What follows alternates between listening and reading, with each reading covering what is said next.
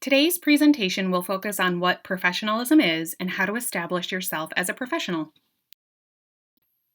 First, let's take a look at what professionalism means. It can mean many different things to different people. Some people focus on the importance of knowing how to do the work you've been hired to do. People don't see a doctor unless they've been properly trained and are ready to perform that profession. It's also important to note that professionalism goes beyond your ability to do your job. Some people may focus mainly on a professional outward appearance. For example, how you dress and put yourself together. Some may be more focused on the way one behaves with coworkers and customers. All of these aspects of professionalism are important to know and understand. In today's presentation, we will be discussing all of that. This is a great quote. Professionalism. It's not the job you do, it's how you do the job. So what exactly does this mean? Well, you can be a doctor or a janitor, and while the role and tasks in these professions differ, demonstrating professionalism can set you apart. For example, while a doctor may be good at his job, he may show up late to work on a regular basis, he can be rude with patients and talks down to his coworkers. You could also be a janitor who shows up on time and sometimes stays late to make sure all his work is done. He's also respectful to his coworkers and the employees that work in the buildings he cleans. Of these two, who do you think represents themselves as more of a professional? Why is professionalism important? It's important to remember professionalism is not dependent on the type of job you have or what education level you've completed. Whether you work in the food industry, in an office setting, or within the service industry, the value of professionalism is similar across the board.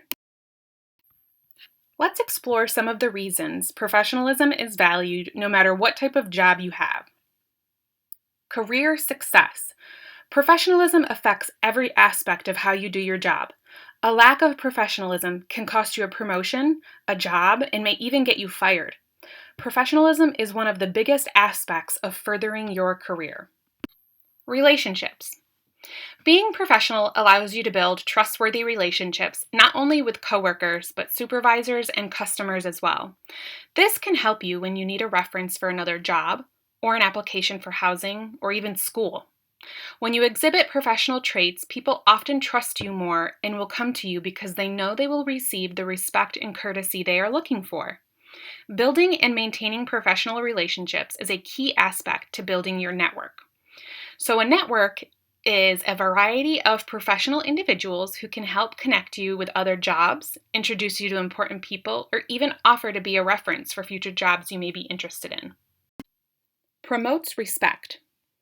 When you show respect to yourself by dressing appropriately, behaving in a manner that is kind, considerate, and respectful, you will more than likely receive the same respect in return. There may be times that others are rude to you, whether it is a coworker or a customer. The way you handle those situations is in your control. It can be easy to resort to reacting in the same manner. However, this puts your reputation as well as the company you work for at risk. Allow yourself the space to be frustrated while also continuing to be respectful, even if others are not providing the same in return.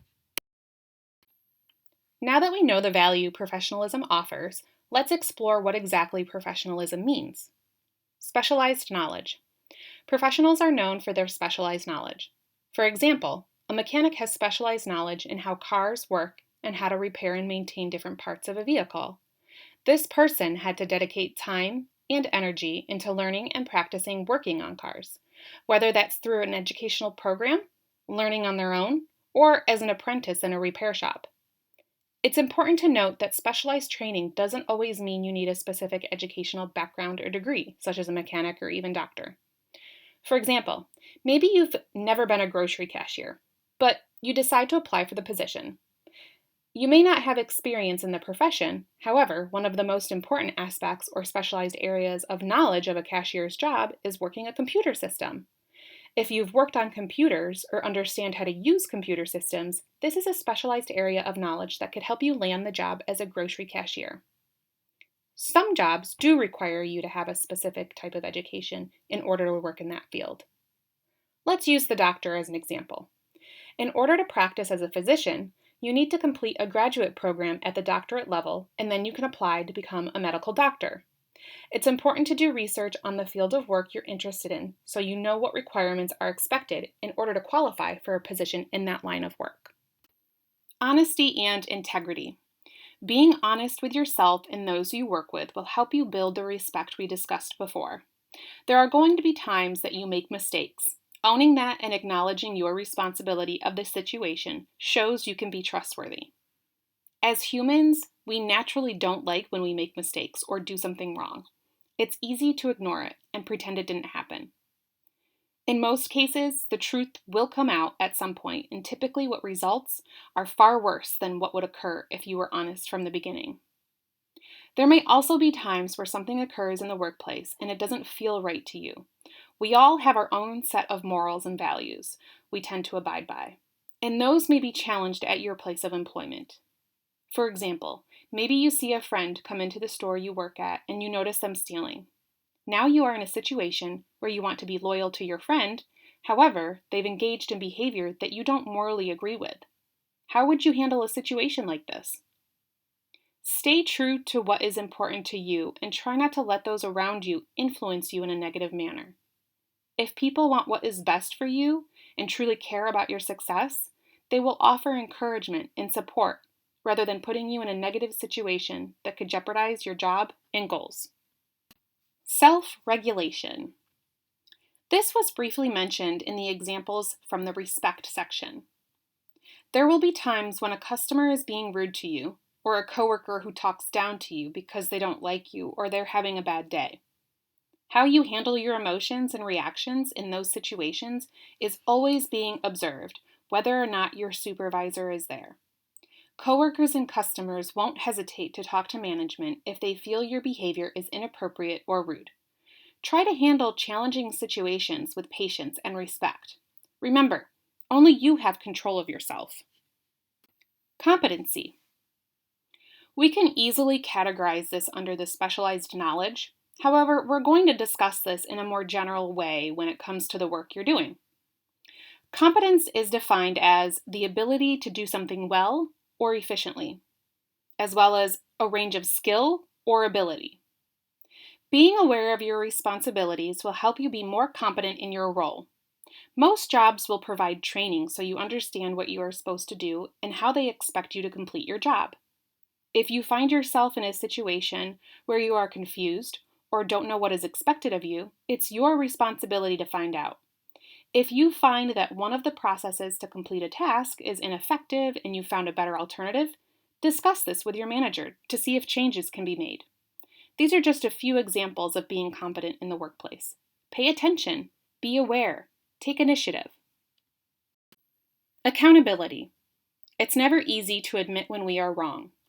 As described under honesty and integrity, it is important to be honest with yourself and with others in the workplace. Being a professional means owning up to your mistakes and holding yourself accountable. It can be easy to blame others or ignore the mistakes you have made. This will only create an environment where people don't trust you and could lead to many other issues, possibly even being let go from the job.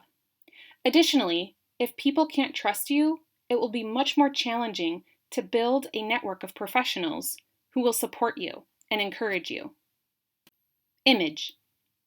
This tends to be one of the first things people think of when they hear the word professionalism. If someone has never met us, our appearance tends to be the first thing people see and base judgments off of. This may seem wrong, however, as human beings, our so-called first impressions have been used for thousands of years as a means for survival. So, what does a professional image look like? This can really depend on the type of job and role you are in. Let's take our mechanic we discussed earlier. He most likely won't be required to wear a suit and tie because he's working in an area where he is bound to get dirty from working on cars. So, an acceptable and professional attire for him may be a uniform designed specifically to withstand in an environment that is exposed to dirt, oil, and other fluids, and allows him to move rather freely. Also know that even if you are in a job where you get dirty, or you're working with food that may splash on you, doesn't mean you shouldn't practice good hygiene. Making sure your appearance is benefiting you and not working against you should be your main goal. Now that we have a better definition of what professionalism means, how do we go about exhibiting professionalism? Some of this we briefly discussed in the previous slide, but let's take it a step further. Let's continue with the mechanic as our example. So, building your expertise. As a professional mechanic, it's your job to know how cars work and how to repair them to operating order. As technology changes and car parts are changing, it is your job to ensure your knowledge base is also changing to understand the industry. Make sure to do your research and actively educate yourself as the industry you work in evolves and changes. Be polite. You are responsible for how you act, react, and engage with others around you. Whether you are engaging with your boss or someone you supervise, be sure to provide the same respect that you wish others to provide you. Use your manners. Please and thank you can go a long way. A rude attitude and demeanor will only create a divide between you and those you engage with, and it could ultimately jeopardize your job. Honor your commitments. Do what you say you are going to do. A professional is seen as someone who is dependable. If you've agreed to a task or project and it's proving to be much more difficult than you expected, try and problem solve rather than giving up or ignoring it. Be sure to leave the excuses at home and take responsibility. Develop your emotional intelligence. There will be times you may not get along with some of your coworkers. That's okay. This doesn't mean you need to treat them any differently than other coworkers you might get along with. Be respectful and try not to let your emotions control how you make decisions. Pay attention to how you are feeling in certain situations and find ways to keep yourself in control rather than saying or doing something you may regret later. Have the tools you need. Depending on your job, this will look different for everyone. It's important to make sure you are prepared and have the resources you need at your convenience. Do you rely on your phone to track your work hours or to schedule when you will be working? Maybe you are a line cook and need to wear a specific attire to ensure health and safety standards are met while you are working. Making sure you are prepared with the necessary tools will not only make your job easier, it makes you look prepared and ready for the work that needs to be done. Now we will partake in an activity that relates to professionalism among coworkers. Take a moment to read about George and Kayla and the experiences they are going through right now as it relates to personal issues as well as professional. As George and Kayla have been working together, they both have started to become frustrated with one another, which is now starting to impact how they do their jobs. Now that you know a little bit more about George and Kayla's situations, take a minute to look at why they are frustrated. And think of some ways that George and Kayla can exhibit professionalism. Feel free to look at the previous slides that we've gone through to get some ideas. Jot these thoughts down and share.